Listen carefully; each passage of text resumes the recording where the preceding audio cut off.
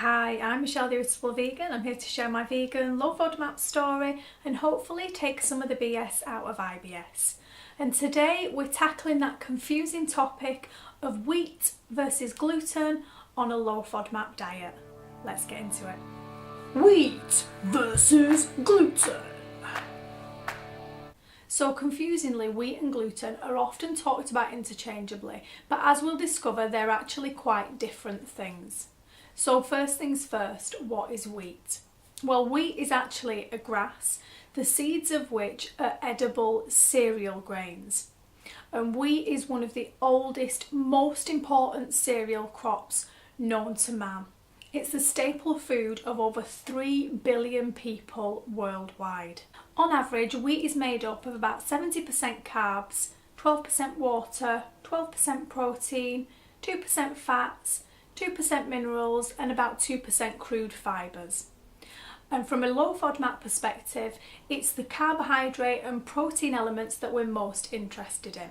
So then what is gluten?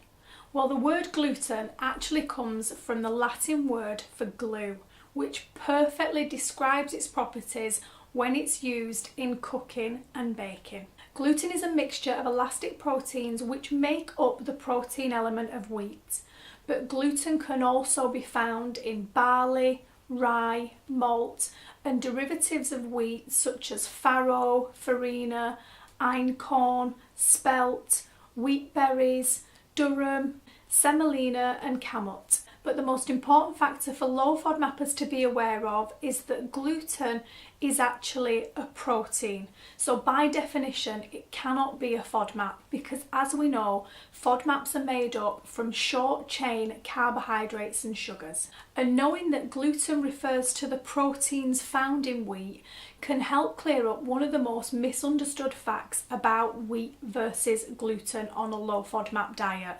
And that is that whilst all wheat-free foods will naturally be gluten-free, not all gluten-free foods are automatically wheat-free or low FODMAP. So bear with me now because this is where it gets interesting. For the majority of people following a low FODMAP diet for IBS alone, it's actually the wheat and not the gluten that we need to avoid.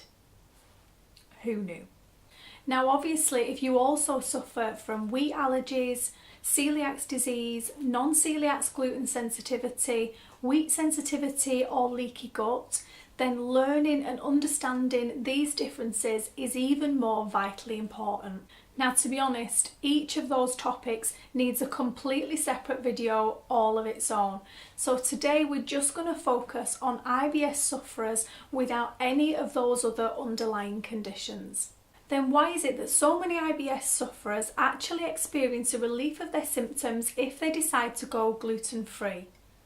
Well, research done by Monash University actually suggests that for the majority of people, it's the reduction in FODMAPs and not the reduction in gluten that brings about this sense of relief. When you switch to a gluten-free diet and eliminate all sources of wheat, barley and rye, you're also automatically eliminating some of the most overconsumed high FODMAP foods such as pasta, bread and cereal. So despite the fact that in recent years many people suffering with IBS type symptoms have jumped on the gluten-free bandwagon, in all honesty it's much more likely to be the reduction of high FODMAPs and not the reduction of gluten that's caused the improvements. So does that mean to be on the safe side on a low FODMAP diet you can just switch to gluten-free products and everything's going to be fine? Well, unfortunately, it's not as easy as that. During your elimination phase, when you're expected to avoid things like wheat, barley and rye, then it's really helpful to make use of some of the gluten-free products available, such as bread, pasta, pizza bases and biscuits, to give you the most variety, to help you eat as normally and as close to a normal diet as possible. It can also be really helpful when you're eating out to have gluten-free options labelled clearly on menus. But then this is where it starts to get a little bit more tricky because as we've mentioned, not all gluten-free products will automatically be wheat-free, low FODMAP or even vegan. So in effect, you might be paying a premium for these specialist gluten-free foods and still risk the chances of a flare-up due to other high FODMAP ingredients being present. And for vegans, it's even less straightforward because gluten-free products often include some form of eggs, egg powder, milk powder or honey to improve the texture and flavour of the final product. Now, some high FODMAP ingredients to look out for when shopping for gluten-free foods include those ingredients which are added to improve fibre, structure and nutritional content, such as chicory root, inulin, dietary fibres, apple fibres, fructooligosaccharides and oligofructose. Other ingredients which are often added for flavour purposes include onion, garlic, dried fruit, honey, apple and pear juice, fruit concentrates, fructose glucose syrup, high fructose corn syrup, agave syrup and all the sugar alcohol oils, which is all your sweeteners like mannitol, xylitol, sorbitol, maltitol and isomalt. And many of the gluten-free flours themselves are either untested or considered moderate to high FODMAP, such as almond, amaranth, lupin, soy, chickpea, besan, gram, coconut and lentil flours. And finally, as we've touched upon, there's also a wide range of sneaky, non-vegan, high FODMAP ingredients that find their way into gluten-free products, such as egg powders, milk powders, whey protein, honey and lactose. Whew. So what about oats? Well, we can't forget about those. Now, oats are naturally gluten-free. It's just unfortunate that due to the way that they're grown, farmed, harvested and processed, that they're more often than not contaminated with gluten. This is also why, unless you've got celiac disease or non-celiac gluten sensitivity, you can usually tolerate a small amount of oats. So now we've established that a low FODMAP diet is not the same as a gluten-free diet, and that gluten-free foods are not automatically low FODMAP. Where do we go from here? To begin, carefully choosing gluten-free products to support you through the elimination phase of a low FODMAP diet can be massively beneficial. They can help you maintain fairly normal eating habits.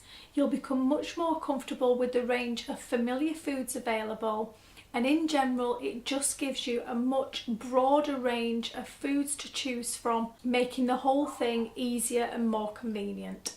So to take full advantage of these foods, you need to be methodically reading labels and make sure that you're familiar with the low FODMAP approved gluten-free foods available on the Monash app, and this is going to help reduce any potential mistakes. Try not to become overly obsessive about eliminating all gluten from your diet, and just observe your reaction to gluten-containing foods such as sourdough bread, soy sauce, regular oats and oat cakes, and see how you go. Now, throughout your challenge phase, you may discover that you're able to tolerate wheat in certain quantities. So this means that with a little bit of experimentation on your part, you can gradually begin to move away from the expensive and sometimes quite difficult to source gluten-free foods onto the regular, cheaper, more easily available alternatives.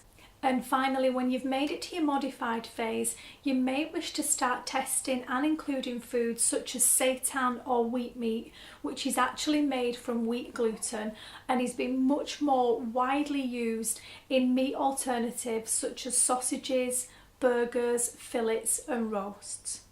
Now let's be honest here, a vegan low FODMAP diet can be a minefield.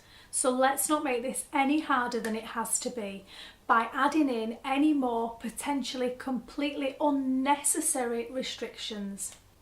As always, I'd love to hear about your experiences of wheat versus gluten on a low FODMAP diet. So let's continue the conversation in the comments below.